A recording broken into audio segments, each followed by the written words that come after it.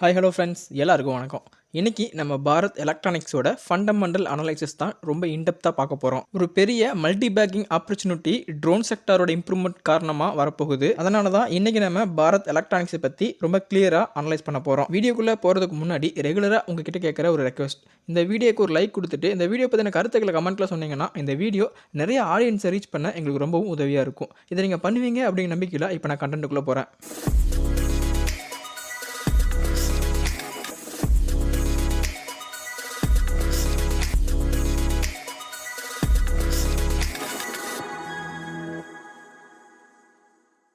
Bharat electronics பொதுவாக இவங்க ஒரு manufacturer and supplier of electronic equipment and defence equipment. இதுதான் நமக்கு பேசிக்காக தெரியும். இது மூலமாக அவங்க கொடுக்குற service government solution, drone delivery mail box, counter drone system, homeland security system, vehicle charging stations, telecom products, medical equipment products, இவ்வளோ கேட்டகரிஸில் வந்துட்டு இவங்களோட டைவர்சிஃபிகேஷன் இருக்குது. அடுத்து இவங்களோட செக்டார் வைஸ் ஸ்பெசிஃபிக் ப்ராடக்ட் டீட்டெயில்ஸை பற்றி கிளியராக நம்ம பார்க்கலாம். ஃபஸ்ட்டு இவங்களோட ஏரோஸ்பேஸ் எலக்ட்ரானிக்ஸில் பாரத் எலக்ட்ரானிக்ஸ் இப்போ ஒரு முக்கியமான பார்ட்னராக குவாலிஃபை ஆயிருக்காங்க.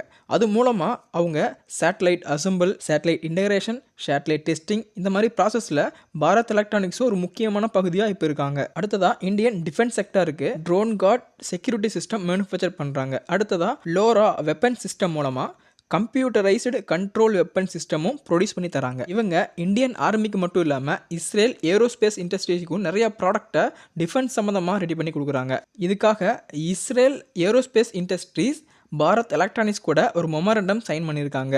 MOU மூலமாக இவங்க ரெண்டு பேரும் ஒரு பார்ட்னர்ஷிப்பில் இருக்காங்க. அடுத்ததாக lithium ion batteries and fuel cells மேனுஃபேக்சரிங்கில் யூஎஸில் இருக்க ட்ரைடன் எலக்ட்ரிக் வெஹிக்கிள் கம்பெனிலையும், ஜெர்மனியில் இருக்க SFC எனர்ஜி கம்பெனிலையும், இந்தியாவில் சில நியூமரஸ் பப்ளிக் அண்ட் ப்ரைவேட் கம்பெனியில் MOU சைன் பண்ணியிருக்காங்க. லித்தியம் பேட்டரிஸையும் ஃபியூவல் செல்ஸையும் வந்துட்டு மேனுஃபேக்சர் பண்ணி அவங்களுக்கு செல் பண்ணுறதுக்காக. அடுத்ததாக ரினியூவபிள் எனர்ஜி செக்மெண்ட்டில் சோலார் பவர் பிளான்ட்டை இவங்க கொஞ்சம் எக்ஸ்பேண்ட் பண்ணியிருக்காங்க.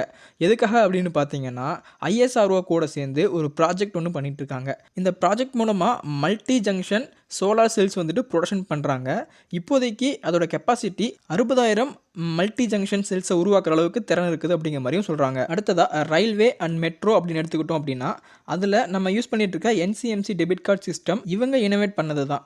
அதில் வர கம்ப்ளைண்ட்டுக்கு AFC கெட்டிங் சிஸ்டம் மூலமாக அக்ராஸ் த ஆல் டிரான்ஸ்போர்ட்டுக்கு இவங்க சொல்யூஷன் கொடுத்துட்ருக்காங்க. NCMC debit card system railway மெட்ரோக்கு மட்டும் இல்லாமல் ஆல் பப்ளிக் டிரான்ஸ்போர்ட்டுக்கும் யூஸ் பண்ணுறாங்க. அடுத்ததாக நெட்வொர்க்கிங்கில் சைபர் செக்யூரிட்டி சிஸ்டம் வந்துட்டு ப்ரொவைட் பண்ணிட்டு இருக்காங்க. பப்ளிக் அண்ட் ப்ரைவேட் பேங்க்லேயும் கவர்மெண்ட் ஆஃபீஸஸ்லேயும் வந்துட்டு இவங்க இந்த சைபர் செக்யூரிட்டி சிஸ்டமை வந்துட்டு மேனேஜ் பண்ணுறாங்க. இதுதான் நம்ம பாரத் எலக்ட்ரானிக்ஸ் அவங்க ப்ரொவைட் பண்ணுற சர்வீசஸ் எல்லாமே. ஸோ இப்போ இவங்களோட ஒரு டைவர்சிஃபிகேஷன், அதாவது பிஸ்னஸ் டைவர்சிஃபிகேஷன், ஒரு பன்முகத்தன்மை அப்படிங்கிறது உங்களுக்கு கிளியராக புரிஞ்சிருக்கும். ஃபியூச்சரில் ட்ரோன் செக்டார் மட்டும் இல்லை, ரினியூவபிள் செக்டாரும் வளர்ச்சி அடையும், EV செக்டாரும் வளர்ச்சி அடையும், அதே போல் டிஃபென்ஸ் செக்டாரும் வளர்ச்சி அடைஞ்சிக்கிட்டே தான் இருக்கும். அப்போ இந்த பங்கோட லெவல் நம்ம எதிர்பார்க்கவே முடியாத அளவுக்கு இருக்க போகுது. ஸோ இப்போ நம்ம சரியான டைமில் இன்வெஸ்ட் பண்ணால் மட்டும்தான் நம்ம மணி அப்போ வந்துட்டு ரொம்ப வெல்த்தியாக இருக்கும். அடுத்ததாக இவங்களோட ரெவன்யூன்னு பார்க்கும்போது சேல் ஆஃப் ப்ராடக்ட் மூலமாக 90%, இன்கம் ஃப்ரம் த சர்வீசஸ் மூலமாக 10% எடுக்கிறாங்க. இதே ஜியோகிராஃபிக்கல் வியூவில் பார்க்கும்போது டொமஸ்டிக்கில் 98%, எக்ஸ்போர்ட் மூலமாக வெறும் 2% தான் கெயின் பண்ணுறாங்க. அடுத்ததாக இவங்களோட ஃபினான்சியல் சம்மரியை பார்க்கலாம்.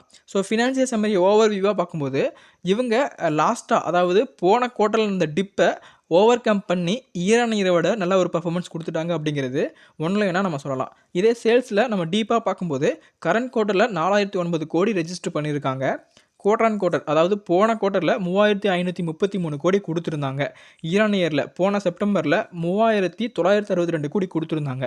ஸோ இயர் கம்பேர் பண்ணும்போது குவார்ட்டர் ரிசல்ட் கொஞ்சம் டிப் ஆயிடுச்சு. ஸோ அந்த டிப்பை ஓவர் கம் பண்ணி இயர் ப்ராஃபிட்டையும் ஓவர் கம் பண்ணி ஒரு நல்ல ஒரு ப்ராஃபிட்டை இப்போ கரண்ட்டில் கொடுத்துருக்காங்க. அதே போல் தான் இவங்களோட ஆப்ரேட்டிங் ப்ராஃபிட் மார்ஜினும் கரண்ட் குவார்ட்டரில் 1014 கோடி, குவார்டர் குவார்ட்டரில் 673 கோடி, இயரில் 868 கோடி.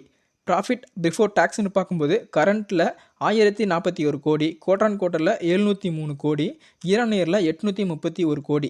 இதில் பார்த்தீங்க அப்படின்னா ரீசெண்டாக இவங்களோட எக்ஸ்பென்ஸ் அப்படிங்கிறது வந்துட்டு குறைஞ்சிக்கிட்டே வந்துட்டுருக்கு. ஸோ இது கம்பெனிக்கு ஒரு நல்ல ஒரு முன்னேற்றம். ஏன்னா எக்ஸ்பென்ஸ் குறைஞ்சினா நெட் ப்ராஃபிட் அதிகமாகும். ஸோ இப்போ நெட் ப்ராஃபிட்டில் இதோட ரிசல்ட் அப்படியே ரிஃப்ளெக்ட் ஆகும். என்ன பார்த்தீங்கன்னா இப்போ கரண்ட்டில் 790 கோடி கொடுத்துருக்காங்க, குவார்டர் குவார்ட்டரில் 539 கோடி கொடுத்துருந்தாங்க. இதுவே இயர் பார்க்கும்போது 624 கோடி கொடுத்துருந்தாங்க.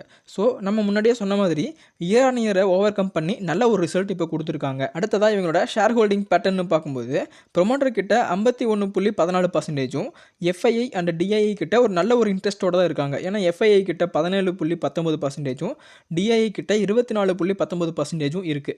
ரீசெண்டாக இப்போது டிஐஐ கொஞ்சம் ஷேர்ஸை செல் பண்ணியிருக்காங்க. பப்ளிக் கிட்ட 7.49% ஷேர் இருக்குது.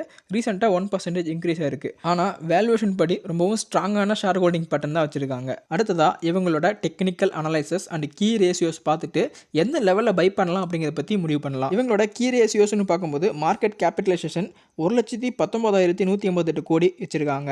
Current market price 163, 52 week high 164, low 87, stock P by E 35.9, industry P by E 74.9. So attractive valuation தான் இருக்காங்க. டிவிடெண்ட் ஈல்டு 1.11%, ரொம்ப நல்ல டிவிடெண்ட்டும் கொடுக்குறாங்க. ஆர்ஓசி அண்ட் ஆர்ஓஇ வேல்யூ பார்க்கும்போது ரொம்பவும் அட்ராக்டிவாக இருக்குது. ஆர்ஓசிஇ 30%, ஆர்ஓஇ 22.8% அப்படிங்கிற நல்ல ஒரு அட்ராக்டிவ் வேல்யூவில் தான் இருக்குது. ஃபேஸ் வேல்யூ 1, டெப்ட்னு பார்க்கும்போது 61.4 கோடி, டெப்ட் ஈக்விட்டி ரேஷியோ அப்ராக்சிமேட்டாக 0 தான் வச்சுருக்காங்க. நெக்ஸ்ட் இந்த ஸ்டாக்கில் பார்க்குற ஒரு பெரிய டிஸ்அட்வான்டேஜ் இது மட்டும்தான். புக் வேல்யூ அப்படின்னு பார்க்கும்போது 20, price to book value 8.03, 8 times ஹையராக வந்துட்டு ஸ்டாக் இப்போ ட்ரேட் ஆகிட்டு இருக்காங்க. இந்த வேல்யூ கொஞ்சம் தடையாக இருந்தாலும் இப்போ இவங்க ஒரு முக்கியமான சப்போர்ட் ஜோனை உடச்சி மேலே போக ட்ரை பண்ணுறாங்க. அதுதான் நம்ம முக்கியமாக நோட் பண்ணணும். அடுத்து இவங்களோட சார்ட் அனலைசிஸ். நான் இந்த வீடியோ ரெக்கார்ட் பண்ணும்போது அவங்களோட கரண்ட் மார்க்கெட் ப்ரைஸ் 162 அப்படிங்கிற நிலமையில இருக்காங்க. இவங்ககிட்ட கிட்டத்தட்ட 159 அப்படிங்கிற ஒரு சப்போர்ட் ஜோன் இருக்குது, ஒரு ஸ்ட்ராங்கான சப்போர்ட் ஜோன். இப்போ அதை பிரேக் பண்ணிவிட்டு மேலே போயிருக்காங்க. ஸோ இது அப்படியே கண்டினியூ ஆச்சுன்னா கண்டிப்பாக ஸ்டாக் இதுலேருந்து ஒரு குறைஞ்சது 20-25% மேலே போக வாய்ப்பு இருக்குது. ஒருவேளை திரும்பவும் அந்த சப்போர்ட் ஜோனை பிரேக் பண்ணிட்டு கீழே வராங்க அப்படின்னா 147 இன்னொரு பயங்கரமான சப்போர்ட் ஜோன் இருக்குது. எகெயின் அதையும் பிரேக் அவுட் பண்ணுறாங்க அப்படின்னா 137 ஒரு சப்போர்ட் ஜோன் இருக்குது. மேக்ஸிமம் 137 வரைக்கும் கொண்டு போக மாட்டாங்க அப்படிங்கிற மாதிரி தான் தோணுது. இந்த ஒரு பிரேக் அவுட் பாசிட்டிவாக இருக்கும் அப்படிங்கிற மாதிரி தான் எனக்கு உள்மனசில் தோணுது. ஒருவேளை இதை பிரேக் அவுட் பண்ணிட்டு திரும்பவும் கீழே போனாங்கன்னா 147 அப்படிங்கிற சப்போர்ட் ஜோனை வந்துட்டு மறுபடியும் பவுன்ஸ் பேக் பண்ணுவாங்க. ஏன்னா 137 வரைக்கும் போவாங்களா அப்படின்னா கொஞ்சம் டவுட்டு தான், கண்டிப்பாக போக வாய்ப்பு இல்லை. 147 பவுன்ஸ் பேக் ஆகும். அப்படின்னா 159 இந்த லெவலில் இருந்துட்டு அப்படியே மேலே போகவும் வாய்ப்புகள் இருக்குது. ஸோ நான் இப்போ தான் என்ட்ரி எடுக்க போகிறேன். ஒருவேளை இது பிரேக் அவுட் ஆகிட்டு கீழே போச்சு அப்படின்னா மீண்டும் 147 என்ட்ரி எடுப்பேன். ஸோ இந்த ரெண்டு வேல்யூமே வந்துட்டு ஒரு நல்ல ஒரு பையிங் ஆப்பர்ச்சுனிட்டியாக நான் பார்க்குறேன். ஸோ நீங்கள் என்ன நினைக்கிறீங்க? நீங்கள் வந்துட்டு 159 என்ட்ரி எடுக்க போகிறீங்களா இல்லை 147 என்ட்ரி எடுக்க போகிறீங்களா அப்படிங்கிற உங்களோட ஓன் அனலைசிஸ் வந்துட்டு ஒன்ஸ் நீங்கள் பார்த்துட்டு அதுக்கப்புறம் முடிவு பண்ணுங்கள். ஏன்னா பொதுவாகவே இன்வெஸ்ட்மெண்ட்டில் என்னென்ன நடக்கலாம், ஏன்னா மார்க்கெட் ரிஸ்க் அப்படி தான் இருக்குது. கண்டிப்பாக ரிஸ்க் புரியாமல் இன்வெஸ்ட்மெண்ட் பண்ணக்கூடாது. நீங்களும் கொஞ்சம் அனலைஸ் பண்ணிவிட்டு அதுக்கப்புறமா என்ட்ரி கொடுங்க. இல்லை உங்களுக்கு ஏதாவது செபி ரெஜிஸ்டர்ட் அட்வைசர் தெரியும் அப்படின்னா அவங்ககிட்ட ஆலோசனை வாங்கிட்டு பிறகு இன்வெஸ்ட்மெண்ட் பண்ணுங்கள். ஸோ கண்டிப்பாக இந்த வீடியோ மூலமாக பாரத் எலக்ட்ரானிக்ஸ் பற்றினா ஏதாச்சும் ஒரு இன்ஃபர்மேஷன் உங்களுக்கு ரொம்ப யூஸ்ஃபுல்லாக கிடைச்சிருக்கும் நம்புறேன். இந்த வீடியோ உங்களுக்கு பிடிச்சிருந்துச்சுன்னா மறக்காமல் லைக் பண்ணிக்கோங்க. நம்ம சேனல் நீங்கள் சப்ஸ்கிரைப் பண்ணாமல் வீடியோ பார்க்குறீங்கன்னா மறக்காமல் சப்ஸ்கிரைப் பண்ணிக்கோங்க. மீண்டும் ஒரு இன்ட்ரெஸ்டிங்கான வீடியோவில் மீட் பண்ணலாம். தேங்க்ஸ் ஃபார் வாட்சிங் ஃப்ரெண்ட்ஸ்.